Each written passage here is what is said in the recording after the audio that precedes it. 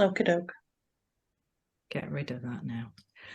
Yeah, so thank you everybody for coming. It's really exciting to do something live, isn't it? You know, doing the podcast was wonderful, and I hope you heard it, and then you'll know some of the things about me that I'm going to talk about today.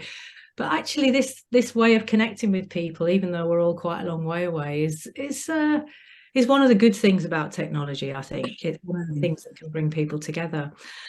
So I work predominantly, well, as a creative person. I'm not going to call myself an artist or a writer or a singer or a maker, because I am those things, but I move between roles, and that depends on where the creativity takes me. You know, so I've got a room full of metalwork and felt and paintings and goodness knows what. But at the moment, the last few years since lockdown, I've been writing predominantly, and the writing has come out as books or as songs or as poetry.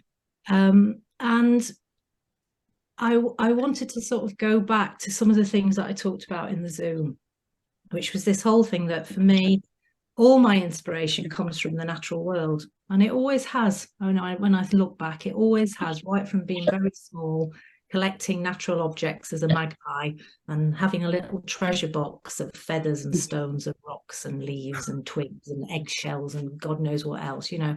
I just always instinctively did that. And I talked about in the Zoom a couple of artists that I really love, that I refer back to as natural natural sculpture. One of them was David Nash. I'm going to hold things up, and I have a beautiful book here that's got images of some of his sculptures, and I dip in and out of these books. I use them when I'm running workshops myself as inspiration for other people.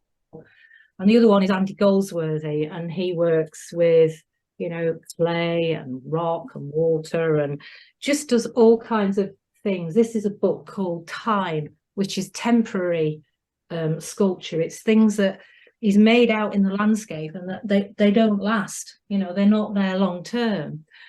And the other thing that I wanted to show before I get going is this book. This book I was bought about 30 odd years ago with a friend that I traveled around America with, and it's a German photographer called Karl Blossfeld, who was actually around in the late 1800s, early 1900s, using the very first cameras. But if I hold these images up, you will probably have seen things like this on graphic postcards. You know, there was a whole art gallery phase in the 80s of postcards, black and white postcards of real close-ups of ferns and leaves. And he was really at the forefront of all this. And what amazed me was that it was so long ago, on the very first, very primitive cameras. But this black and white graphic line effect is something that I come back to, and it's something that we're going to be working with this morning on our little arty creative bit. So the other thing that I mentioned in the Zoom, and I wanted to sort of just flag up for people, because it was something that Sal asked me about, was this whole idea of working with sensors. I worked in the Lake District doing Earth education program, and it was this thing called Earth Education by an American called Steve Van Meter, and it was this Sunship Earth idea of engaging with the senses in nature. So not just looking, but listening carefully and touching and texture, you know, feeling texture, really getting in there, tasting things as well. You know, I was nibbling the wild garlic down the railway line the other day. So, I mean, you know, get in there and actually nibble these edible plants and see what they feel like. Texture is really, really important to me. And it works its way through what I do as an artist when I'm kind of creating things. So I'm going to hold up some more things that I want to sort of talk about texture with. I use a lot of collagraphs, so I build up boards with bits of string and paper and torn tissue, and then I'll print them, and I'm holding it as close as I can so that you can see.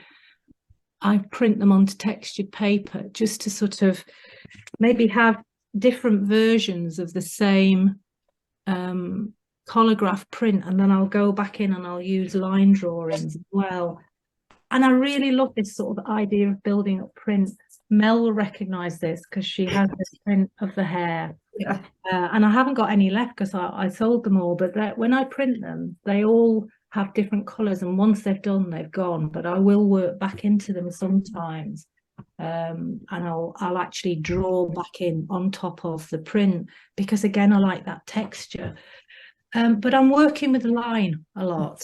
You know, I'm picking out the strong lines, the graphic lines, like the lines of trees and the tree roots. This is a felted piece.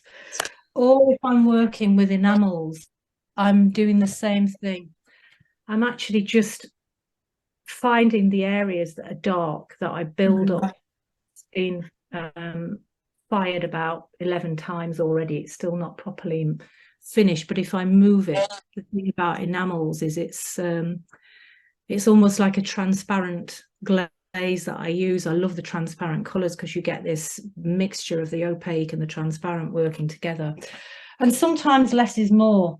You know, sometimes less is more. You just need little lines and textures within the enamels, or line work within glass, you know, that picks up the ridges of the colors. And you'll see why I'm talking about this in a minute with what we're going to do. Line informs me, and it kind of creates texture onto leaves, onto metal. I'll sometimes combine them, you know, enamels set into copper with the textured copper of the leaf and the line already worked on that. So I really love this thing of landscape. You know, these are both two landscapes, very small, one of a hill fort, one of the folds of the Shropshire Hills. And I'm always seeing, how can I incorporate what I see in nature into my work, whatever form of creativity that may come from. So I have a little box. I have a treasure box. I got my little treasure box. And inside my treasure box, I'm always picking up, you know, interesting fossils, or really nice pine cones, or feathers, because I just love collecting feathers, or a piece of rock, you know, which is beautiful colours off a beach in Scotland, and it's stayed with me for quite a long time because I liked it because it was shaped like a Neolithic tool, and I'm a bit obsessed with stone. I've got, you know, bits of peacock feathers in here, older cones off a favourite tree, you know, honesty seeds.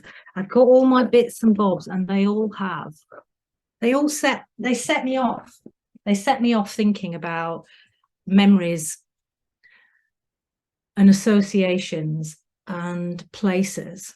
And I will then do something with them. So this is a feather that I found, and it's difficult to tell. It looks like a black feather, but it's actually shimmering, really shimmering with different colours. And from that feather, I sort of picked it up whilst walking, and then I sat down and looked into it, and I wrote a poem. And I'm going to read that one out for you, just as a kind of get us into the mood. So this is: black feather lies on the path where only the night before I watched, hidden with bated breath in the quiet calm of dusk, as an old battle-eared hare and lone muntjac deer graze side by side in companionable silence. Hiding under the lightness of the waning moon, they saw me, of course, despite my best efforts to become seemingly invisible. Allowed my pretense of crouching low by the little gate, met my eye, gazed calmly as my heart danced wildly inside, full of quivering joy.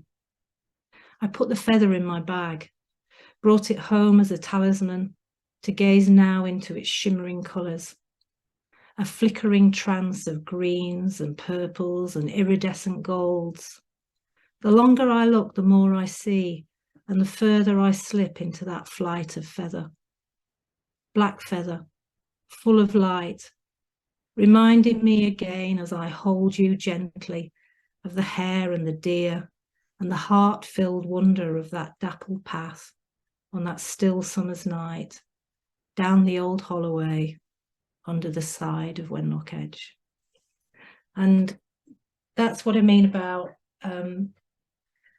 being open really to the possibility of receiving stuff when you're out. So I collect objects and I take my phone with me everywhere. I take hundreds of photographs. You might see some of them that I post on Facebook, and I rarely edit them. I just take them in a particular position, and they kind of evoke a lot of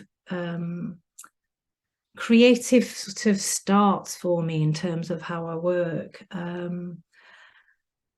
And I'll also record. I'll have a voice recorder, so I'll be walking and I'll actually be talking into the phone, which is quite funny if you meet people on the walk because they think you're a bit mad, because I'm often singing. I'll get a song and I'll start singing into the phone and people be walking past and there's this woman standing under a tree singing away.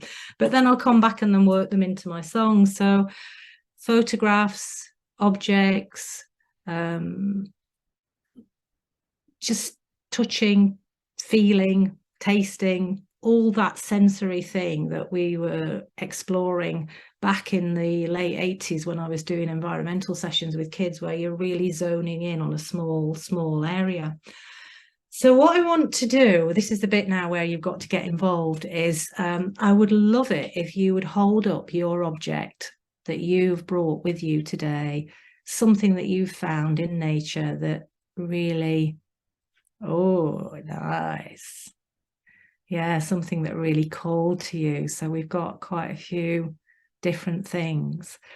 And I'm going to sort of just say something about mine. And I would love it if you would like to say something about yours, but there's no pressure, so please don't feel, but I've got an owl feather here because I've got a real thing about tawny owls, and everywhere that I've lived, the first night that I've been in the house, a tawny owl has come and hooted on a tree outside, no matter where we've lived. And I've watched owls from being really little. They're with me. In fact, the bit of my podcast that had to get edited, Mandy, didn't it? It was, Sal asked me, if you've got a secret talent that nobody knows about? And mine is that I can call down owls. I can actually make a tawny owl screech and the owl will fly down and gaze across the top of my head. So I really have a thing about owls, and I love feathers and the lightness and the softness and the silence of this feather, and the collars and the bands in it. So that's my thing that I'm going to work with today. Who would like to tell us a bit about theirs? Anybody? Well, shall I kick off then? Go on, Mandy, please. Okay. Like the secret talent, I'm hoping to do another podcast with everyone's secret talents on. So that will be available at the end of the project. Okay, so mine is a piece of stone or rock from Fistral Beach in Cornwall, which is my favourite beach in the whole wide world, and where I learnt to surf when I was a child.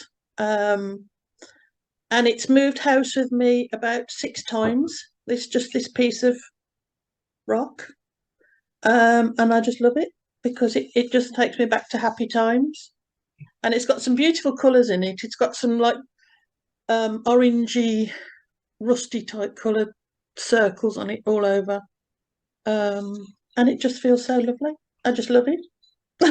And I do every time I've moved house, someone has tried to throw it away. Oh, you don't need that. Oh no, I need to take my piece of rock.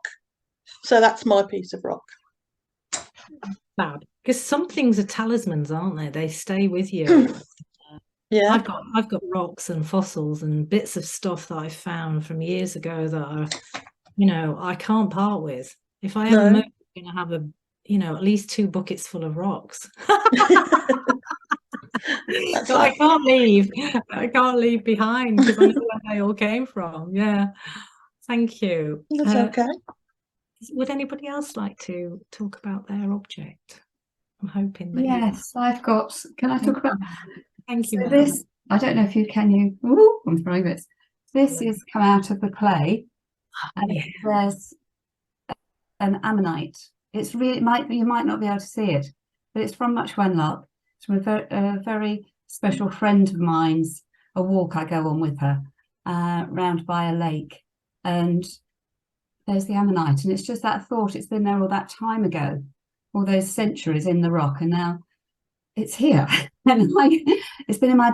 I just have it in my back garden, which is why it has gone a little bit of greens here and there. But then I quite like again that texture, and that's the different shapes within it, because it's got the hard edges where it's been sort of come out of the chopped out really, but then it's also got nice round edges on the back, and then the evidence of the creature that was once living where I now walk. It's just that, all those connections. Oh, thanks, Mel. Ammonite.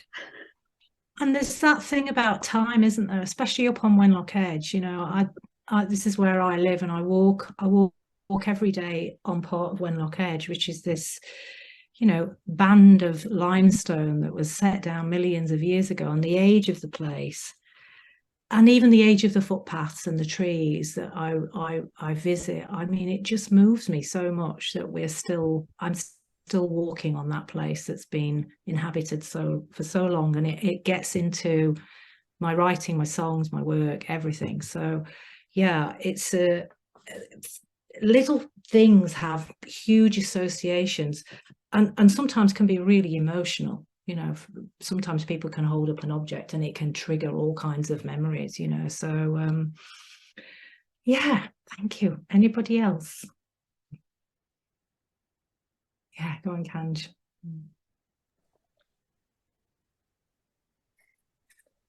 So I completely forgot to find an object, but I know I have bits and pieces dotted all over the house, so I didn't have to go very far. This is from a horse chestnut tree. We have several down the street, and they're at least 150 years old.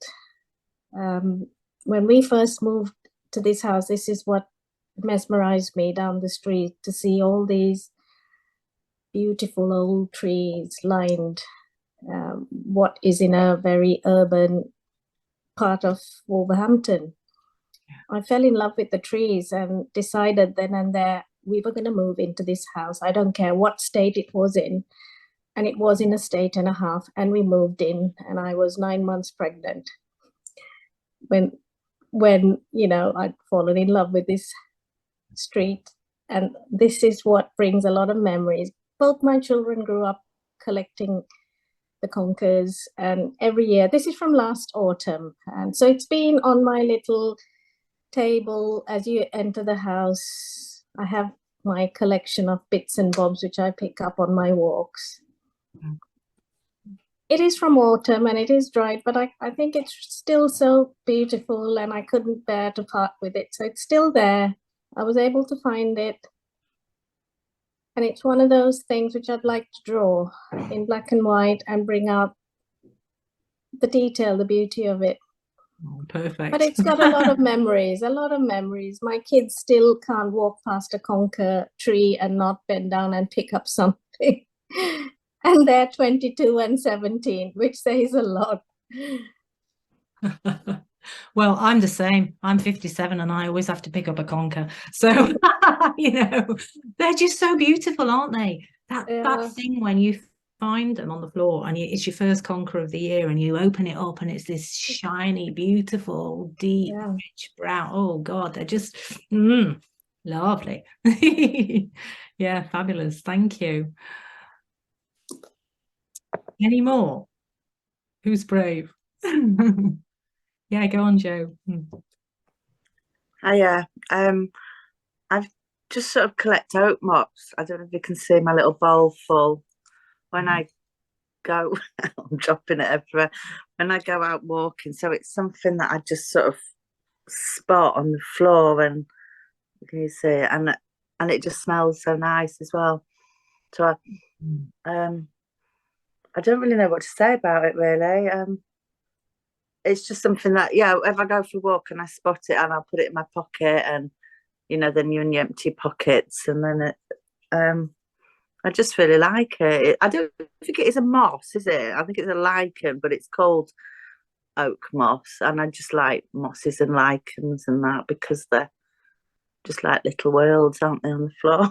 So I don't really know what else to say about it, but thank you. And thank you. This session is really validating all the stuff I have in my house. So it's like, thank you very much. Well, thanks, Jo. Yeah, I love that particular kind of lichen that you get on oak trees.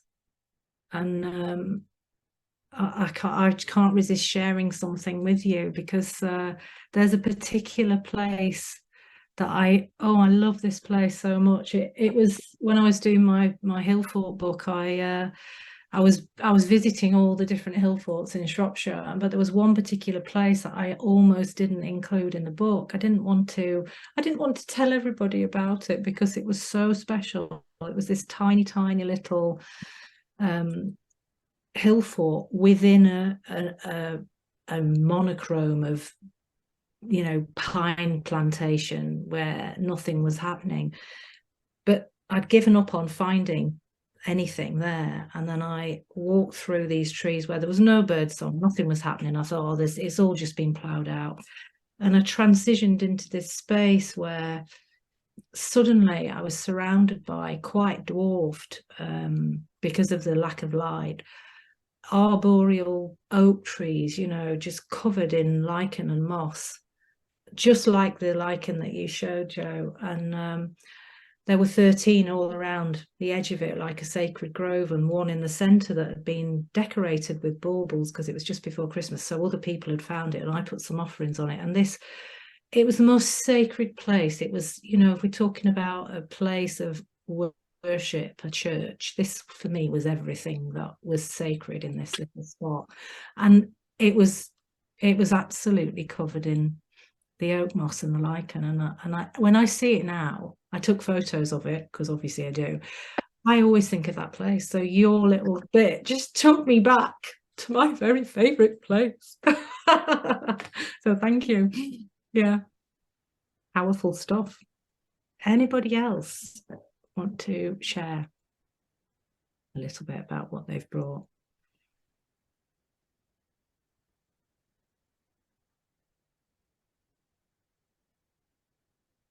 Okay, right. I'm not going to put anybody on the spot. So what we're going to do now, I want you to really get to know your thing, your object. And by that, I mean, let's feel it. Let's really look at it. Let's really explore the shapes, the colors, the textures, the taste, if it's appropriate, just really gaze upon the thing, the object, the natural object that you've brought with you, because we're going to be doing a couple of little things with that.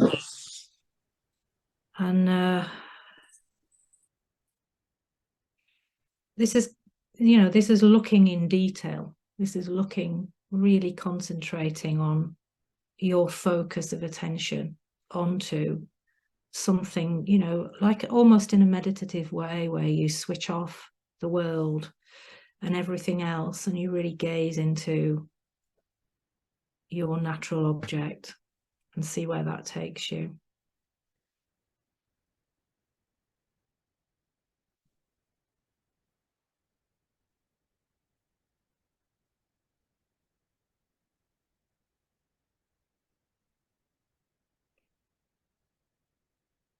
And you've got 2 pieces of paper with you, and on one of them, just with your pencil, I just want you to kind of write down any and as many words as you can that just describe what you're seeing or feeling or touching or experiencing when you look at your object. We'll just spend a few minutes doing that. There's no right or wrong, just as many words as you can.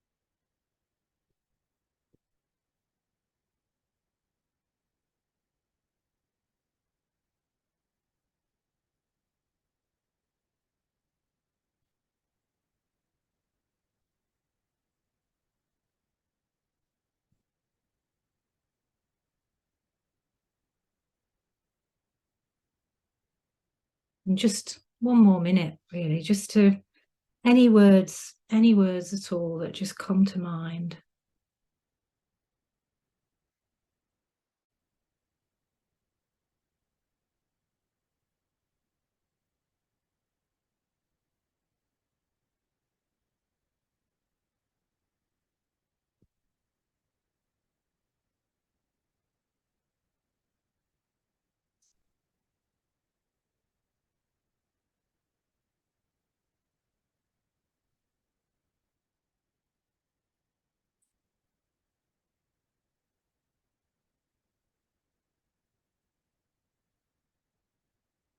Okay, so hopefully what you've got now is kind of like what I call a word bag.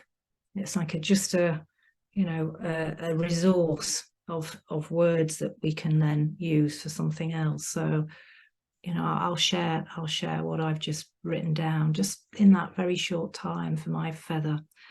Light, soft, wispy feather, banded, delicate, rippled, gliding, soaring, flight. That's what I've got from that. Anybody else want to share what they've got from that first little brainstorm? Yeah, go on, Jo. Yeah, it's not as poetic as yours, I don't think, but No, right. it's an insight to my head, maybe, which I don't know if I want to share. But yeah. Sweet, that's from smelling it. Branching, reaching, exploring, growing. Tree, arboreal, placenta, lungs, movement like fire, seaweed. Thank you. This is perfect. Anybody else? Mine, for mine, I've got hard but smooth and strong. It makes me feel happy, and I feel protected with my stone because I keep it by the front door.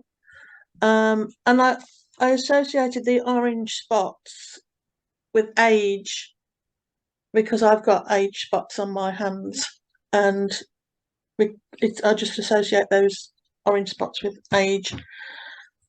Peace, because it was a lovely time, and what else have I got? I think I've said everything now. And just texture with the layers, you know, there's layers of time, layers of life. Yeah. Brilliant.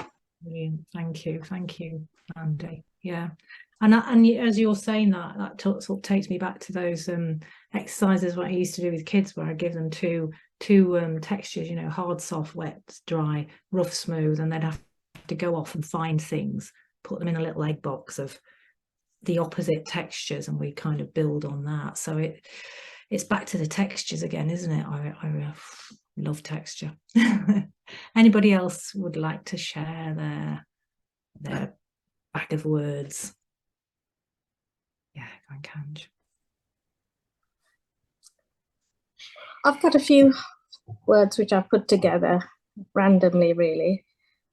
Rusty brown, prickly, dried, parched of life, still holding on to beauty past, beauty fading yet still mesmerizing, evoking memories, shiny, freshly fallen, hard to resist, human hands grasping, wide-eyed squirrels, burying in the soft, fresh soil, hidden away for another day.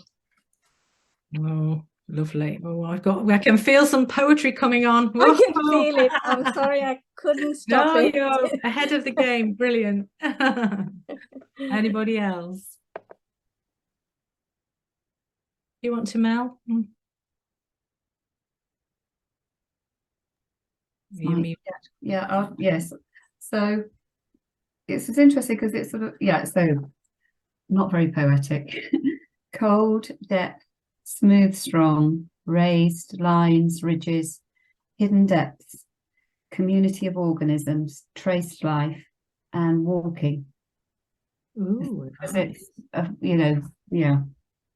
So that's I like that, community of organisms. That's interesting. Because I realised It's like a title of a song. taking that time to look closer and closer, there's sort of bits of shells and something else that looks like a tentacle, and I've got no idea if it really is, but you know, it's just taking that time rather than from the main. Right, I've got another little task now for you to try, if you would like, to invite you, I should say. You might be familiar with haiku poetry, which is a very short and specific way of containing words within a form. There's only 3 lines, and that's why I've picked it, because I'm not asking for, you know, huge amounts of stuff here. 3 lines, and the rules are, and we're only going to stick to these rules, not what kind of words you use or where you put a verb or anything like that. That you have 5 syllables in the first line, you have 7 syllables in the second line, and you have 5 syllables in the third line. So it goes 5, 7, 5. So syllables, breaking it up. I'm sorry, I'm going to go teacherly now. We're breaking up the sounds in the words into syllables. Oh God, you know, stop it.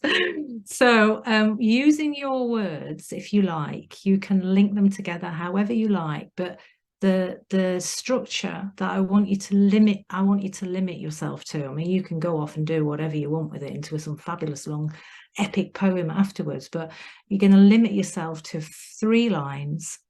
The first line has 5 syllables, the second line has 7 syllables, and the third line has 5 syllables. Shall I give, let's see, because I've got other things to do, 3 minutes, no longer than that, to put something together. Okay? They're off. Great.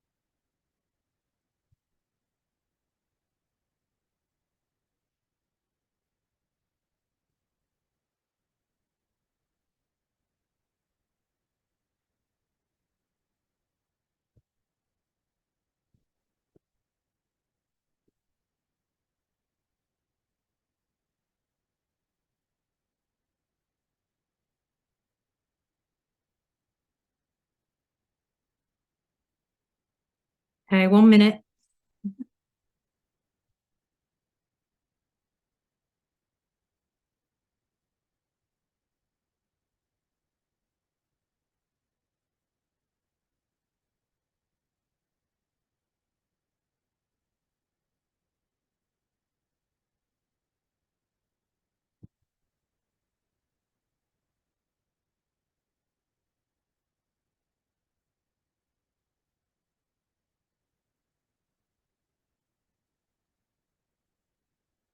And just kind of tie up your last bit if you can. Have we got till 12, Mandy? Is that what we've got?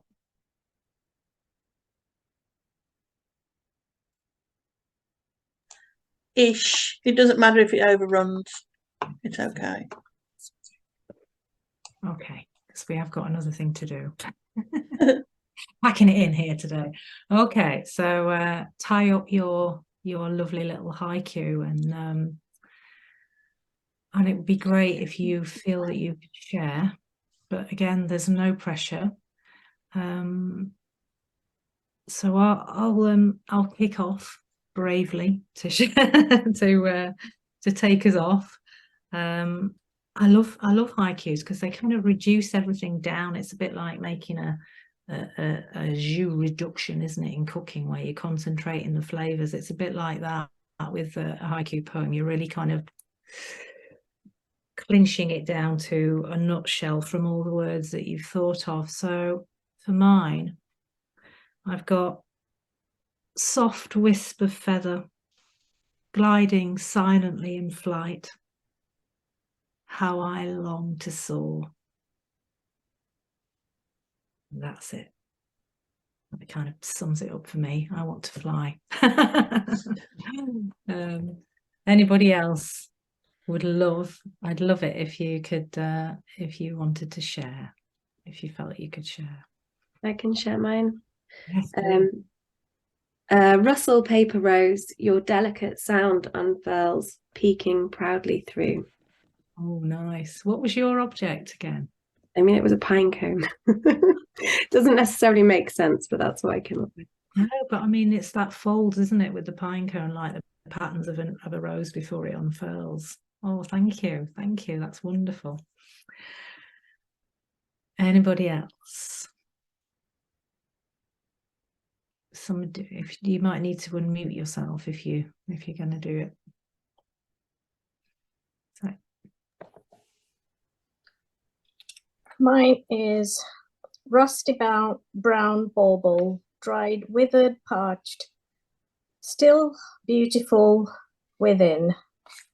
I'm not sure if I hit the right number of syllables, but... Well, I'm not going to police it, so don't worry. You all get gold star. Thank you. Thank you, Kanj. Anybody else?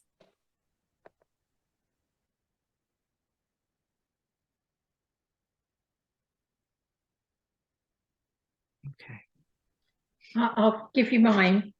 Yes, it was found beside the path, light yet strong in black and white, now no more to fly. Yeah, it looks like was it a seabird? I have no idea. It was in my pot of found objects. It's like I found some like that in Norfolk. There were terns, so I'm wondering if it is. Yeah, it just seemed really strange with that. Yeah. Really at the top, you know. Yeah, it's really graphic, isn't it? Oh, lovely. Yeah, I wish I could say distinctly which it is, but I'm not. I mean, I will claim to be that accurate. Some birder will get on me and go, no, it was not an Arctic tern, it was a banded coot or something like that. Anybody else? Yeah, go on, Jo. I'll have a go. Branching, exploring, tree, placenta, seaweed lungs, sweet, crumbling powder. Nice. It's very powerful, isn't it? That whole thing about the lungs and the placenta and the shape of trees and the shape of ferns and that what's going on inside our bodies. It makes you really kind of think about the life and the oxygenation and the whole kind of, cleansing nature of trees, and lichens and mosses in particular do a massive job in taking out all the carbon and reducing that so that we can breathe. So powerful then to link it to our bodily functions and our internal giving life placenta. Yeah, I like that. Thanks, Jo. Any more before we move on? Yeah, go on, Mel. Right. So I realised that there's some repetition in mine because I realised lots of my words were just one syllable. Well, I think they are, so I'm not very... So forgive me if I've got a few extras here or there. So I've gone for walking traced lifelines, walking smooth, strong, raised ridge lines, walking hidden depths. Let's think about the sea and the edge and all of that. And I like the repetition of walking, actually, because it strengthens that, you know, it's a rhythm to that as well. We could get into rhythms of haikus as well and bring all kinds of things into it and drums, but, you know, there's just not enough time. So thank you. I'm loving this. It's great, isn't it? Can we do another one? Right, so you've now got another piece of paper. So the other piece of paper that what I want you to do with it is to fold it in half. So it's like that. We're not making paper aeroplanes. Fold it in half. And then when you've got your half, I want you to fold both ends to the center so that you end up with 6 squares kind of in the creases. Does that make sense? Yeah, so you should end up with 6 squares. They won't be exactly squares because it's not, you know, accurate, but fold it in half, then bring one end into the center. You might need to readjust that as you do it, just so that you get them evenish. There's no mathematical test of accuracy, so maths isn't my strong point. So we've got 6 squares.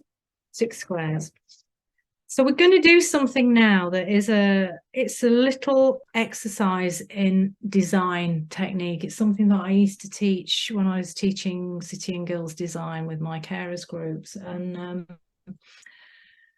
we're going to focus in on line, and it's going to be in black and white, which is why you're asked to bring a pencil, a black biro, a black felt tip, a black marker, no colour. And what I'm going to show you is I'm going to hold some things up to show you what I mean. So we've been looking at our object and focusing in to get the words. And I'm going to hold up a photograph here. This is 2 Neolithic carved stones that are inside an ancient tomb in France called Gavronis. And when you go inside, it's a bit like Newgrange in Ireland, you see the pattern. And we're going to do this thing where we make an aperture on our object, and by an aperture I'm using my card to just show you where I've zoomed in on that tiny little piece.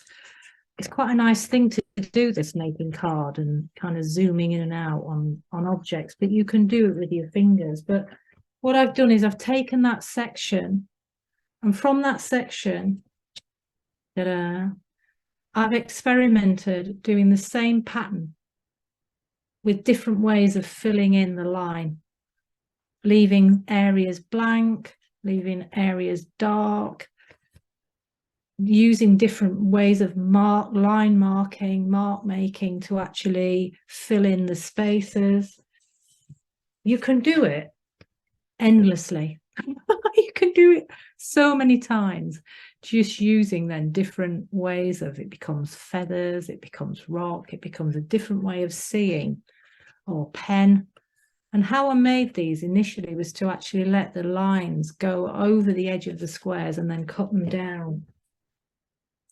I'm going to show you some more examples because I want you to understand kind of how it can, because it might look, you might think, oh, it looks a bit rubbish. And I've done these live, but you can start off with something. So this was a photograph of bamboo in a garden, and I really like this way of working with the line. And so I've played around again in the same way with making the lines, you know, on my little squares, filling them in different ways, and then taking, you know, that idea and building it into different images. This is it's a really simple technique. Anybody can do it. And I always think I do this on retreats and workshops, because if you say to somebody, well, we're going to have this piece of paper and you're going to draw your object, you're going to accurately draw your feather, you're going to accurately draw your rock or your fossil or your piece of wood or your leaf. It brings up all kinds of blocks to creativity. It makes people feel really anxious about, oh, am I good enough? Is my drawing going to be good enough? We've got all that, you know, that worry about comparing ourselves to what other people do. But if you take something really simple like this, you know, just this line pattern of the bamboo, and you play around with dotting it, you can do all kinds of things. And you can experiment with tone, and you can experiment with different ways of creating structure within that pattern. You can do tiny little squares and let the lines go straight over the edge of them, and then cut them out. And then when you mount them, you find that there's something else. You can work on the weight of the tonal value within that form. This might be something that you've, you know, as creative people, you've done before. You might think, oh, it's, you know, it's a very, very accessible, simple technique just for bringing people in to look closely at an object and then get an idea to spark that. So what I want you to do within the square, within the 6 squares, is just create a boundary so that you actually draw a square within it, so that you've got a space around it. It doesn't matter how big it is. And we're going to do a series of exercises where we actually observe and do something differently each time with a section of our object. So zoning in on a small part, a bit like I did with the apertures, you know, actually thinking, what is the part of my feather, rock, stone, cone, conker, whatever it is, that I want to focus on? Which bit looks like the part that I want to zoom in on? Is that clear? Everybody okay with that? Sue's just had to go off, I think. I don't know what she... Is that okay with you, Sue? Yeah, you're getting your paper. Right, so we're zooming in with your object. Imagine you've got that little aperture. Work around, find the area of the object that you're looking at, your lichen, your rock, your cone, your conker, your fossil. Find the bit that you want to home in on. Just one bit of it. It doesn't have to be the whole thing. I'm not asking for the whole thing. And once you've worked that out, we're going to do the first square just with pencil. Just with pencil. Just work out the lines, just allow yourself to draw the shape, let it flow over the edges of the square that you're working in. Just try and see where the ideas take you.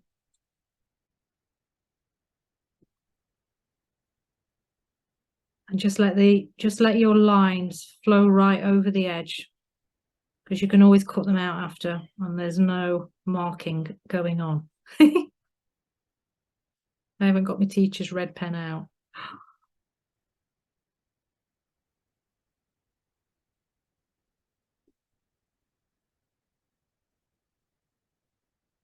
And you know, you start to see different things when you start to do this exercise that you hadn't seen when you first looked, which I'm already seeing with my feather, that, oh, there's lines and patterns and shapes within areas where I hadn't even noticed before. I hadn't noticed that bit. Ah. Wow. And just, you know, just roughly mark out those lines. And there might be wavy lines, or there might be straight lines, or there might be curved lines, or broken lines. And you're not trying to do an accurate drawing. You're just getting an impression. And there's way too much to take in. I'm realizing as I look at my feather. But what I'm going to do is I'm going to make you stop, no matter where you are on it, and just stop with that first one. Just stop wherever it is and just hold it up to the screen so that everybody can see. Yeah, great. And what we're going to do now is we're going to zoom in even more.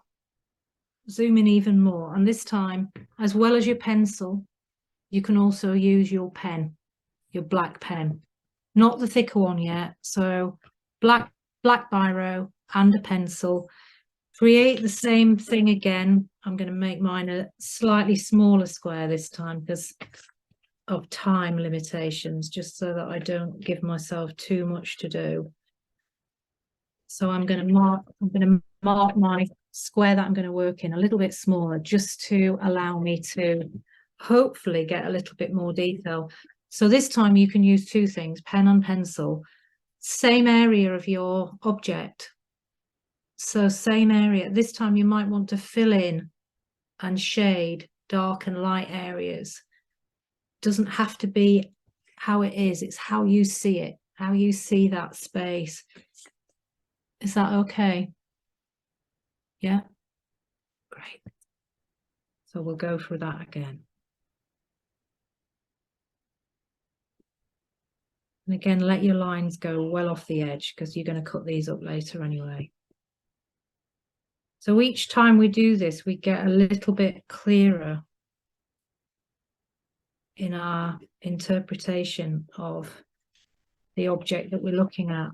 And you've got an opportunity to bring two different ways of making the marks with different depths of light this time, because you've got your pencil, which will do one thing, and you've got your pen that will do something else that can contrast to that first way of mark making.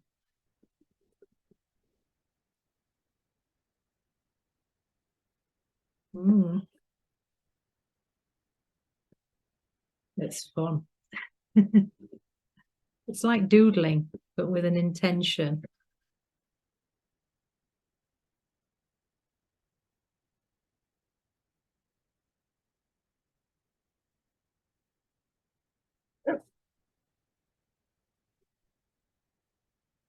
I can see everybody's focused, which is great.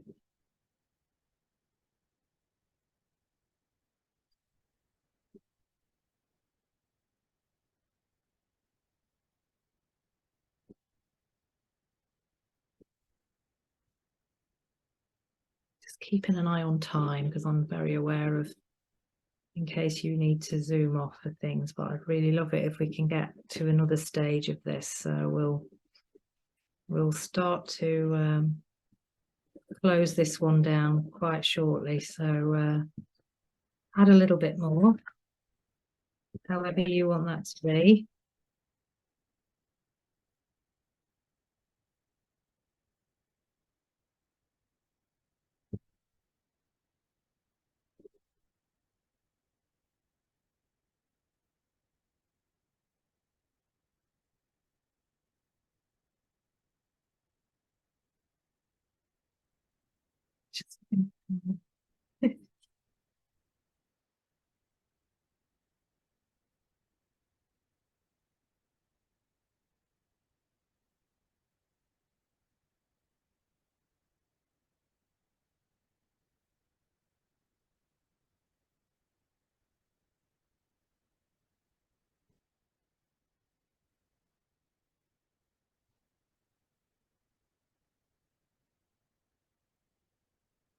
And just, you know, play around with your pencil, what it will do on its side, what it will do in terms of thickness and thinness and different tonal values. You might even want to, you know, dot it. I really like this kind of way. Are we going through all the squares, Jo, or are we just still on the second square? Well, we might run out of time, but the idea was that we were going to do at least 4, but I think we'll just sort of keep checking in. So we're gonna stop. We're gonna stop and we're gonna hold up again where you've got to. So I'm gonna stick mine up there, and I mean, you know, it's really, you know, just a rough approximate impression.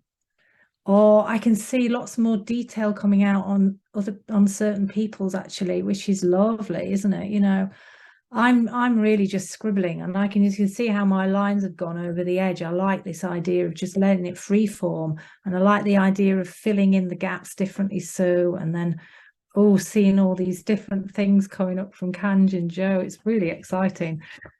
Can we do one more? Can we do some more, do you think? Yeah, great. So this time you've already started to do it. Basically, you've started to want to experiment within the space, within the gaps, light, dark, shade. How do you fill in those tonal values? How do you make a contrast that's then becomes part of a design that you could then translate into something else, whether that's felt, fabric, metal, paint, whatever? Because that's what it is. These are just little starting blocks for inspiration. So I'm going to do the same thing again. I'm going to give myself another square.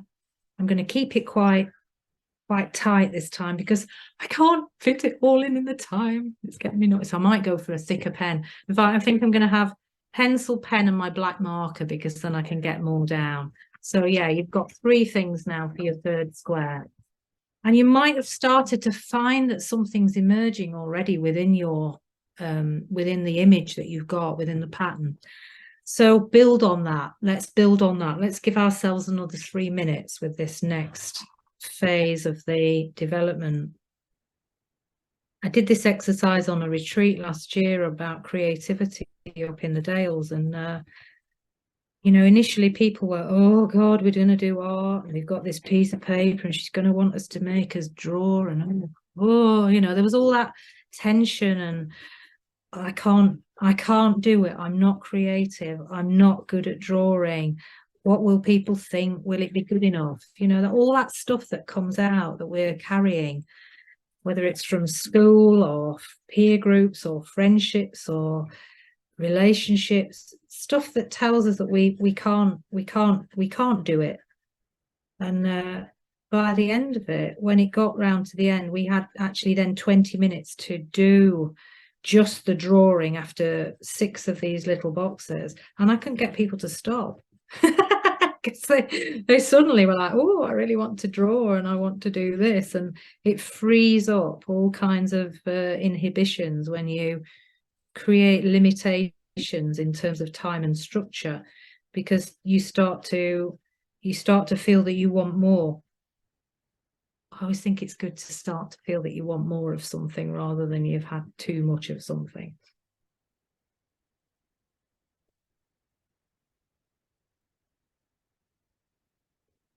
I'm using the side of my pencil that I find I can cover more ground now if I do that, to get these bands.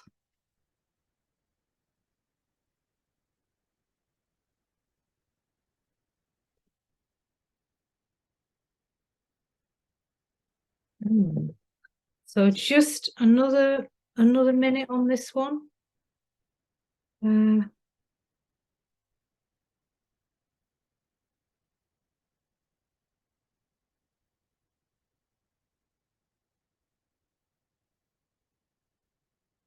noisy table.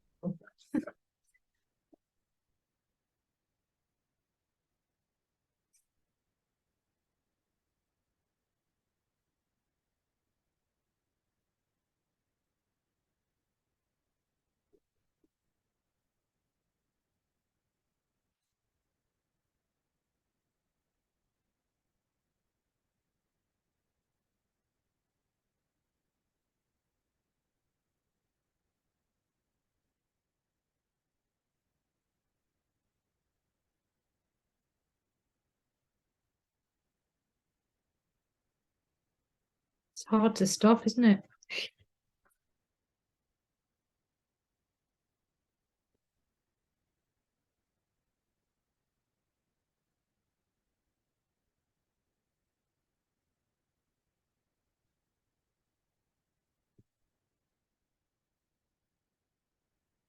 Okay.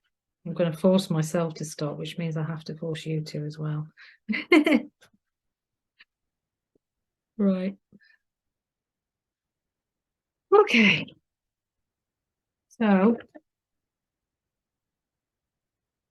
going to use my little, because I've gone straight over the edges as well. So I'm going to use my little aperture windows to move in and slide in and out on my picture.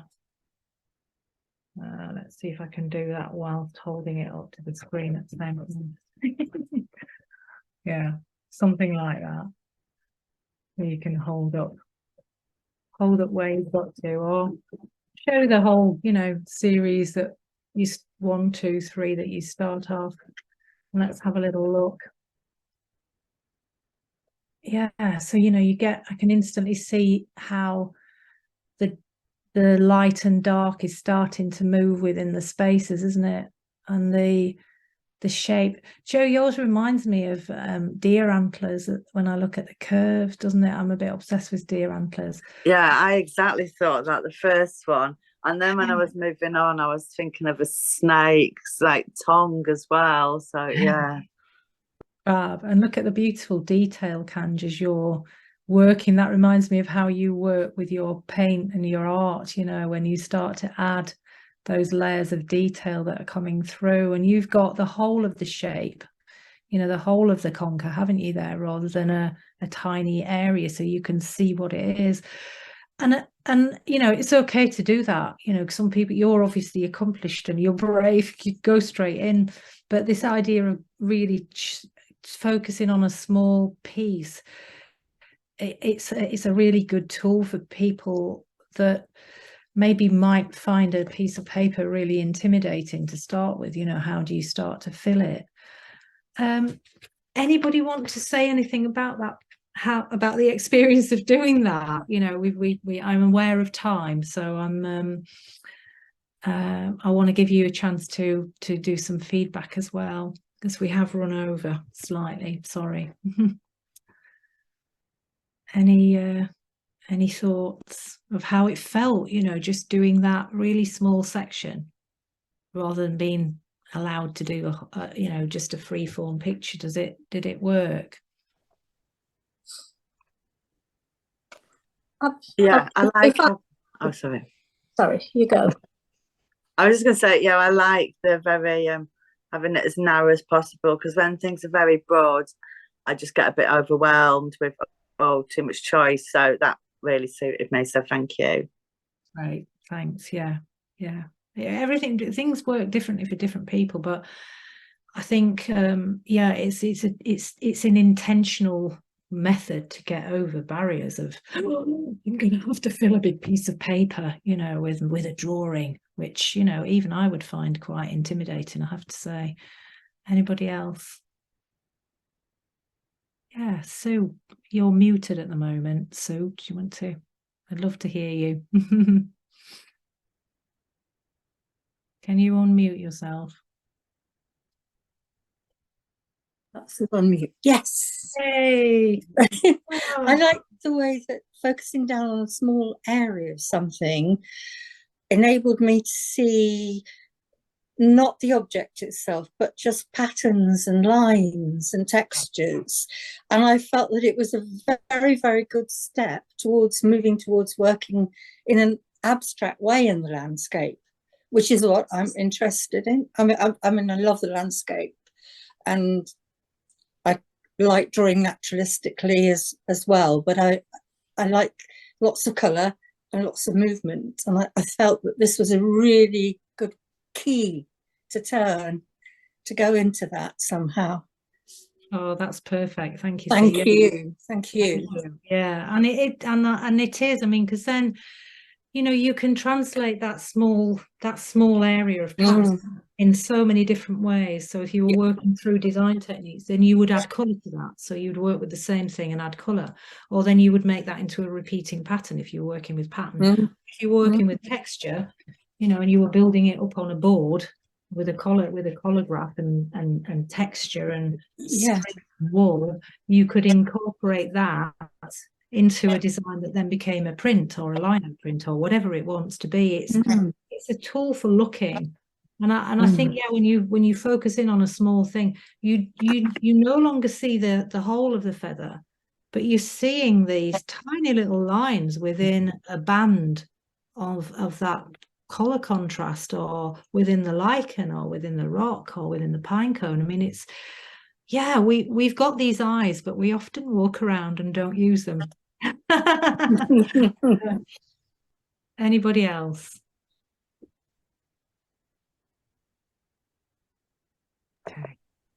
So I've really enjoyed.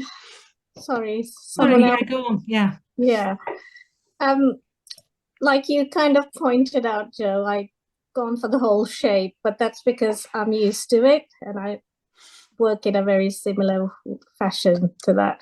But I really enjoyed it because it's one of the things for this year to do more detailed drawing of botanical shapes, not necessarily the whole plant or the whole, but zoom in. So this is kind of where I'd like to do a few black and whites, really, with maybe a little bit of watercolor, just more of a hint rather than anything else.